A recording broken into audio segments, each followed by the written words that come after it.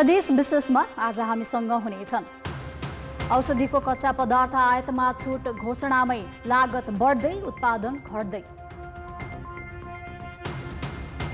मठ मन्दिर भत्काएर जनकपुर धामका महन्त महल बनाउँदै महत्त्वपूर्ण सम्पदा खुल्याम मासिँदै। विकास निर्माणका डीपीआरदेखि अनुगमनको जिम्मा परामर्शदाता कम्पनीलाई सरकारी विज्ञ र प्राविधिक भूमिका विहीन। र गरिबीका कारण रोग पालेर बस्नेहरूको व्यथा, स्वास्थ्य सेवाको अधिकार बन्यो छेपारोको कथा। नमस्कार, म रुबिना थापा। यी थिए प्रदेश विशेषका आजका हाम्रा सामग्री। यस बाहेक कञ्चनपुरको दोदा नदीको कटानले बिघौं बिघा खेतीयोग्य जमिन बगर बनाउँदै गरेको सामग्री हामीसँग रहनेछ। हेर्दै गर्नुहोस् प्रदेश विशेष समाचार, समीक्षा र सन्देश।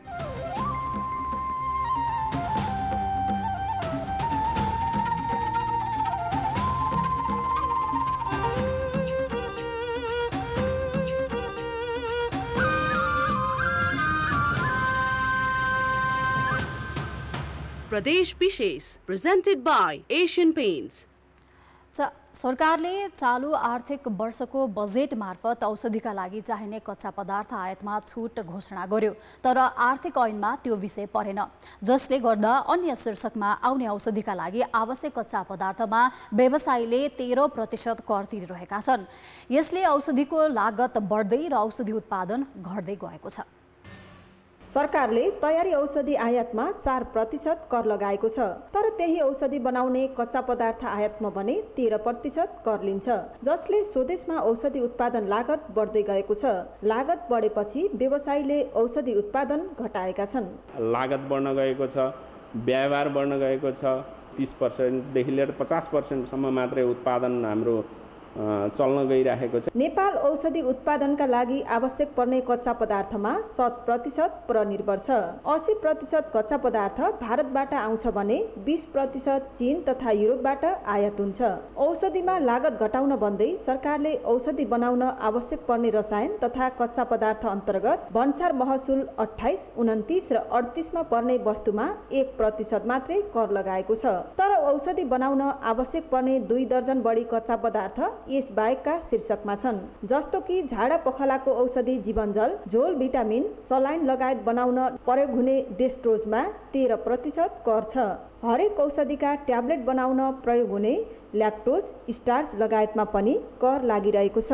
आयुर्वेद तर्फका औषधिका कुनै पनि कच्चा पदार्थमा कर नलिने भनिए पनि जडीबुटी सार अर्थात् धुलोमा भन्सार कर छुट भएको छैन। राष्ट्रिय उद्योगहरूको संरक्षणको नीति हुने हो भने अवश्य पनि औषधिमा हामी आत्मनिर्भर हुन भइसकेका छौँ र हुन सक्छौँ। अहिले त्यो खालको नीति नभएको कारणले नै आयात बन्द नभएको कारणले हामी आत्मनिर्भर हुन नसकेका हौँ। यहाँ प्रयोग हुने 48% तयारी औषधि भारत लगायतबाट आउँछन् भने 52% औषधि स्वदेशी उद्योगले पुर्याएका छन्। रूपन्देहीमा 14 सहित देशभरमा 80 औषधि उद्योग सञ्चालनमा छन्। कोरोना सन्तासका कारण कच्चा पदार्थको मूल्य वृद्धि र आयातमा समस्या झेलिरहेका व्यवसायीले भन्सार कर समेत नघटेपछि अहिले उत्पादन घटाएका छन्। कच्चा पदार्थ आयातमा छुट नभए अधिकांश औषधिको उपभोक्ता मूल्य समेत बढ्नेछ। औषधिमा आत्मनिर्भर बनाउने योजना ल्याएको सरकारले मूल्य वृद्धि रोक्न र लागत घटाउन बजेट मार्फत छुट दिएको कच्चा पदार्थ आयातलाई कार्यान्वयनमा लैजानुपर्छ। कान्तिपुर समाचारका लागि क्यामेरामा स्वस्तिक श्रेष्ठका साथ अमृता अनमोल, बुटबल, रूपन्देही। अति आवश्यकमा पर्ने औषधिमा आत्मनिर्भर हुने हो भने तयारी औषधिमा मात्र छुट होइन, उत्पादनमा चाहिने कच्चा पदार्थमा लगाइएका करमा पनि छुट हुनुपर्छ। लागत मूल्यमा सहुलियत भयो भने स्वदेशी उत्पादन पनि बढ्नेछ। जनकपुर धामका महन्तले मठ मन्दिर नै भत्काएर महल बनाउन थालेका छन्। निहित स्वार्थ पूर्तिका लागि मठ मन्दिर र सार्वजनिक महत्त्वको जग्गा बेचेर सिद्ध्याएका जनकपुर धामका महन्तलाई कुनै कारबाही नभएपछि अब मन्दिर भत्काएर महल बनाउन थालेका हुन्। पुरातात्विक, धार्मिक र सांस्कृतिक महत्त्वका सम्पदा खुलेआम मासेर खेलवाड गर्नेलाई कुनै कारबाही नहुँदा झनै मनोबल बढेको हो। प्रदेश 2 को पहिचान र धार्मिक धरोहरको रूपमा रहेको सन् 1991 मा निर्माण भएको जनकपुर धामको ऐतिहासिक जानकी मन्दिर पुरातात्विक महत्त्वको सम्पदा हो। 16 वर्ष लगाएर निर्माण पूरा भएको 4860 वर्ग फिटमा फैलिएको यस मन्दिरका 12औं महन्त रामतपेश्वर दासले मिथिलाका मठ मन्दिरको संरक्षण गर्नुको साटो भत्काउन थालेका छन्। आफ्नो निहित स्वार्थ पूर्तिका लागि 1 दशक अघिसम्म जनकपुर धामको रामानन्द चोकमा रहेको रामायणी मन्दिर भत्काएर 4 तल्ले महल बनाएका छन्। यहाँ रहेको राम जानकीको मूर्ति कता लग्यो भन्ने कुनै अतोपतो छैन। भत्काएर तोडेको छ तपेश्वरजी, भन्छ कि मेरो जग्गा हो। हामीलाई त कुनै बेला चर्चेमा आएको थिएन मेरो सामनेमा। म त यहाँ 24 वर्ष बसेको छु। यो त सधैँ हेर्छु रामायणीजीको मन्दिर थियो। रामायणीजीको मन्दिर भत्काएर यो तपेश्वरजी हस्पिटल सञ्चालनमा ल्याउनु भएको छ। यति मात्र होइन, विश्व सम्पदा सूचीमा सूचीकरणका लागि प्रयास भइरहेको संरक्षित स्मारक जानकी मन्दिरका गर्भगृहमा लगाइएका पुरानो चाँदी नियम विपरीत आफ्नो मन खुसी फेरेका महन्त दासले पुरातात्विक र सांस्कृतिक सम्पदा कपालमोचनी पोखरीको 7 कट्ठा डिलमध्ये 4 कट्ठा जग्गा अवैध रूपमा ब्रिजकुमार यादवलाई भाडामा दिएको सार्वजनिक भएको छ। जानकी मन्दिरको छुटगुठीको कारणले मोही मनख भाडा किराया यो सबै लगाउने एउटा अधिकार छ। अहिले पनि करारमा दिने यो सबै अधिकार छ मन्दिरको छुटगुठीको कारण। मठ मन्दिर, पाटीपोवा, पोखरी सरोवर लगायतका ऐतिहासिक महत्त्वका सम्पदा भाडामा दिन नहुने प्रष्ट प्रावधान रहे पनि कपालमोचनी पोखरीको यो जग्गा राजनीतिक दबाव र आर्थिक प्रभावमा भाडामा दिए पनि गुठी संस्थानलाई थाहै छैन। जानकी मन्दिरको महन्तले पनि अब त्यस्तो चाहिँ दिएको देखियो भने अब त्यो नियमअनुसार कारबाही हुन्छ उहाँलाई। अचम्म त के छ भने अधिकार नै नभएका जानकी मन्दिरका महन्त रामतपेश्वर दासको सिफारिसमा नापी र मालपोत कार्यालयले किता काठगरी पोखरीको बीच भागबाट 20 फिटको बाटो कायम गरिदिएको छ, जबकि यो विश्व सम्पदाका सूचीमा सूचीकृतका लागि सम्भावित क्षेत्रको रूपमा रहेको ऐतिहासिक एवं पुरातात्विक पोखरी हो। यस्तो महत्त्वपूर्ण पोखरी र मठ मन्दिरमाथि लामो समयदेखि खेलवाड गर्दै आएका महन्त रामतपेश्वर दासलाई कारबाही नहुनु जनकपुरवासीका लागि आश्चर्यको विषय बनेको छ। कान्तिपुर समाचारका लागि क्यामेरामा बिर्खेश यादवका साथ अनिल मिश्र, जनकपुर धाम, धनुषा। महन्तले नै मठ मन्दिर भत्काएर खुलेआम महल बनाउँदा पनि कुनै कारबाही नहुनुलाई के भन्नुहुन्छ? तपाईँको विचार हामीलाई हाम्रो ट्विटर ह्यान्डल @OurKTB मा मेन्सन गरी लेख्न सक्नुहुनेछ। प्रदेश विशेष presented by Asian Paints. प्रदेश विशेष presented by Asian Paints. भौतिक पूर्वाधार निर्माण सम्बन्धी काम गर्ने अधिकांश सरकारी कार्यालयले DPR अर्थात् विस्तृत परियोजना प्रतिवेदन निर्माणको काम परामर्शदाता कम्पनीलाई सुम्पिने गरेका छन्। यति मात्र होइन, कार्यालयभरि सरकारी प्राविधिक र पूर्वाधार विज्ञ हुँदाहुँदै अनुगमन, मूल्याङ्कन र गुणस्तर जाँचको काम पनि उनीहरूकै भरमा छाड्ने गरिएको छ। यसले सरकारी प्राविधिक र विज्ञको अक्षमता वा आफ्नै जनशक्तिप्रति सरकारी संयन्त्रको अविश्वास भन्ने प्रश्न उब्जिएको छ। निर्माणाधीन लेगुवाघाट केवाखोला 7 किलोमिटर सडकको विस्तृत परियोजना प्रतिवेदन निजी क्षेत्रको परामर्शदाता कम्पनीले तयार पारेको हो। लेगुवाघाट भोजपुर 64 किलोमिटर सडक आयोजनाको सुपरिवेक्षण र गुणस्तर जाँचको काम परामर्शदाता कम्पनीकै जिम्मामा छ। यी दुवै आयोजना हेर्ने जिम्मा पाएको सडक डिभिजन कार्यालय धनकुटामा प्रमुखसहित 14 जना प्राविधिक इन्जिनियर कार्यरत छन्। राष्ट्रिय गौरवको मध्यपहाडी राजमार्ग अन्तर्गत 5 थरको गणेशचोक चिवा भन्ज्याङ जोड्ने 86 किलोमिटर सडकको DPR TSC सितारा विश्वजेवी कम्पनीले तयार पारेको हो। परामर्शदाताकै DPRमा पूर्वाधार विकास कार्यालय मार्फत 5 थर र ताप्लेजुङमा 30 वटा परियोजना सञ्चालित छन्। यी आयोजना हेर्ने सडक र पूर्वाधार विकास कार्यालयमा 30 जना सरकारी प्राविधिक कार्यरत छन्। सङ्घ, प्रदेश, स्थानीय सरकार तथा दात्री निकायको सहयोगमा सञ्चालित भवन, पुल, सडक र सिँचाइ जस्ता परियोजनाको सुरुदेखि अन्तिमसम्मका प्राविधिक काममा परामर्शदाताकै भर छ। आफै पनि गर्न सकिन्छ, तर माथिबाट चाहिँ अलिकति त्यहीँबाट चाहिँ काम गरेर गर्दा हुन्छ भन्यो भने सकिन्छ, नसक्ने भन्ने हुँदैन नि। हामी जस्तै मान्छेले गर्ने हो, हामी जस्तै पढेकोले गर्ने हो। सर्वे, डिजाइन, त्यसको सुपरभिजन सबै हाम्रो मेन पावरले नभ्याएर पो हुन सक्छ। परामर्शदाता कम्पनीले सडकको DPR गर्दा प्रति किलोमिटर न्यूनतम 75,000 रुपैयाँ लिने गरेका छन्।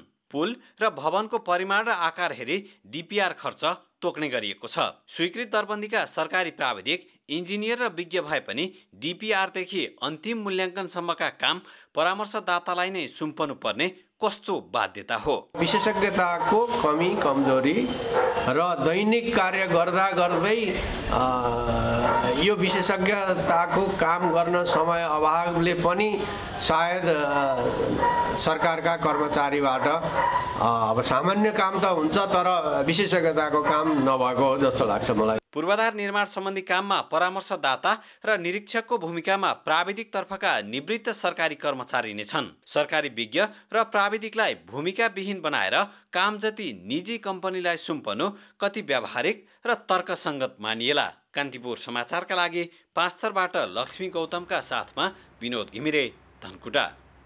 आफ्नै जनशक्ति उपलब्ध हुँदा पनि काम भने निजी कम्पनीलाई दिँदा एकातिर आर्थिक भार थपिने नै भयो, साथै सरकारी विज्ञ र प्राविधिकको भूमिका विहीन हुन्छन्।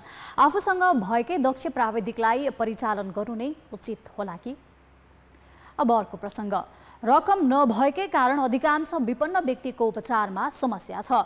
कमजोर आर्थिक अवस्थाले समयमा उपचार नपाउने, रोग बल्झिने र ज्यान जानेसम्मका पीडा विपन्न वर्गका छन्।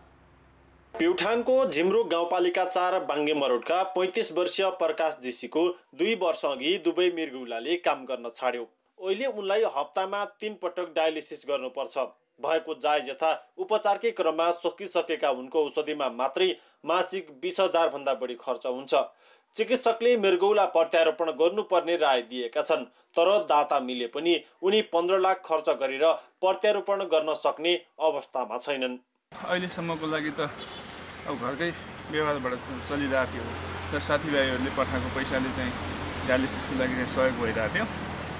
अब चाहिँ चन्दै मागेर गर्नुपर्ने हुन्छ, किनभने अब मसँग भएको सबै पैसाहरू सकिसक्यो। यस्तै श्रीमानको चक्कु प्रहारबाट घाइते भएर उपचाररत प्युठान नगरपालिका बागदुलाकी दुर्गे गिरी पनि आर्थिक अभावकै कारण समस्यामा छिन्।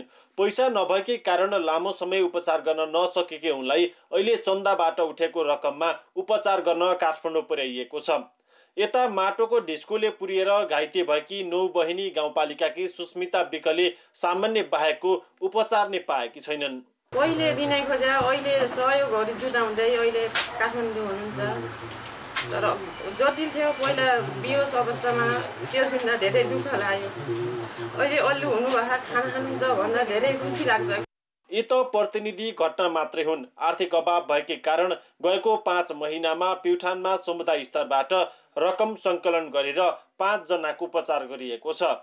कतिले त रोग निदान गर्न नपाएकै कारण पालेर बसेका छन्। लक्षित वर्गहरू भनेर 13वटा जति वर्गहरू छुट्याइएको हुन्छ, जस्तो अति गरिब, असहाय, होइन, गरिब, ज्येष्ठ नागरिक, अनि त्यस पछाडि बाढी पहिरो पीडित। जस्तो अति गरिब असहाय भए जससित पैसा कति नै हुँदैन तिनीहरूलाई चाहिँ हामीले 100% नै फ्री गर्ने गर्नेछ। स्वास्थ्य सेवालाई संविधानमै मौलिक हकका रूपमा राखिएको छ, तर व्यवहारमा भने पैसा नभएकै कारण स्वास्थ्य सेवामा विपन्न र दुर्गमका नागरिकको पहुँच छैन। कतिले उपचार नपाएर ज्यान गुमाइरहेका छन् भने कतिले रोगसँगै बाँच्नु परेको छ। कान्तिपुर समाचारका लागि शमशेर विक्रमजीसी, बिजुवार, प्युठान। स्वास्थ्य क्षेत्रको कमजोर व्यवस्थापनले कमजोर आर्थिक अवस्था भएकाले अकालमै ज्यान गुमाउन बाध्य छन्। उपचारको अभावमा विपन्न वर्गकाले यस्तो शास्ति कहिलेसम्म भोग्नुपर्ने हो? सम्बन्धित निकायको ध्यान पुगोस्। प्रदेश विशेष प्रेजेन्टेड बाय एशियन पेन्ट्स। प्रदेश विशेष presented by Asian paints. कञ्चनपुरको Doda नदीमा 90 करोड खर्चेर 3वटा पक्की पुल निर्माण गरिँदैछ, तर कटानले वर्षेनी 100 बिघा खेतीयोग्य जमिन बगर बनाउँदै लगेको नदी नियन्त्रणमा भने कसैको ध्यान गएको छैन। सडक सञ्जालसँग जोडिन नपाएका कञ्चनपुरको दक्षिणी भेगका बासिन्दा दोदा नदीमा पक्की पुल बन्न थालेपछि उत्साहित छन्। जिल्लाको आधा जनसङ्ख्या रहेको दक्षिणी क्षेत्रमा यातायात सुविधा पुर्याउन यी पुल नबनाउनुको विकल्प पनि छैन। गर्भवती जात हैं, नदिया पहाड़ होता टनाटन, खटिया में बो के ले जाना अवस्था आता है, कोई तो हीने बच्चा पाया जाता है, अस्पताल ना पुगता है, मरण अवस्था हुई जाता है। तबै के मारे जा पुल बन जाती त सजिलो हो जैतो। तर नदी कटान नियन्त्रणमा कसैको ध्यान नजाँदा पुल निर्माणमा ढिलाइ भइरहेको छ भने त्यसको दिगोपनामाथि प्रश्न उठेको छ। 15-16 बिघा जमिन कटान भइसकेको अवस्था छ यो क्षेत्रमा। हाम्रै जमिन लाल पूर्जा भएको जमिन काटिएको अवस्था छ र यो पुल बनाउनुको पनि कुनै अर्थ छैन। यो पुल भएको ठाउँमा माथिदेखि तलसम्म तटबन्धको व्यवस्थापन होस् र मात्र यो ठाउँमा साथ देउने छ, हैन भने यो पुल बनाएको कुनै पनि अर्थ छैन। दोदा नदी कटानकै कारण 3 वर्ष अघि ठेक्का सम्झौता भएका पुलको काम पूरा भएको छैन। करिब 25 करोड रुपैयाँको लागतमा निर्माण थालिएको कृष्णपुर नगरपालिका र लालझाडी गाउँपालिका जोड्ने 400 मिटर लामो पुलको डिजाइन नै फेर्नुपर्ने भएपछि 1.5 वर्षदेखि काम रोकिएको छ। दोदा नदी चाहिँ यसको ठाउँ यसले लिने सीमाहरू यसले कटान गर्ने निश्चित नभएको कारणले यो त्यस्तो हुन गएको हो। अब हामी त्यसलाई पुललाई दोदा नदीलाई पुललाई पनि प्रोटेक्सन हुने र दोदा नदीलाई पनि सही ट्र्याकमा त्यो पुल क्षेत्रमा हिँड्ने गरी बनाउँछौँ। 60 करोड बराबरको लागतमा लालझाडी हुँदै बेलडाँडी र बेलौरी नगरपालिका जोड्ने 2वटा पुल निर्माणको काम पनि कछुवा गतिमा छ। चौतर्फी कटानका कारण निर्माण गर्न र जोगाउन पनि मुस्किल छ। प्रतिबन्ध नगरिकन त पुलको कुनै औचित्य भविष्य नै हुँदैन। किनभने त्यो कटान भइरहेको छ, क्रमबद्ध भइरहेको हुन्छ। त्यत्रो लागतमा पुल बनाउँदाखेरि चाहिँ त्यो त्यतिकै छैन, त्यो खेर जानलाई त रोकथाम त गर्नै पर्छ। बाढी र कटानले महाकालीपछि बढी क्षति दोदा नदीले नै पुर्याउँछ। यातायात विस्तारका लागि पुल निर्माण जरुरी छ, तर त्यससँगै ती पुल र बस्ती कटानबाट जोगाउने विषयमा पनि सोच्ने कि। कान्तिपुर समाचारका लागि क्यामेरामा चिरायु थापाका साथ तेज सिंह मुस्कान, महेन्द्रनगर, कञ्चनपुर। चौतर्फी कटानका कारण करोडौँको लगानीमा निर्माण हुन लागेको पुलमा बाधा पुगेको छ। साथै आसपासका खेत र बस्तीलाई असर गरेको हुनाले नदी कटान नियन्त्रणमा स्थानीय सरकारको ध्यान पुग्नु आवश्यक छ। प्रदेश विशेष आजका लागि यति नै। प्रदेश समाचारहरूको साथमा भोलि फेरि आउनेछौँ। कान्तिपुर टेलिभिजन हेर्दै गर्नुहोला। नमस्ते।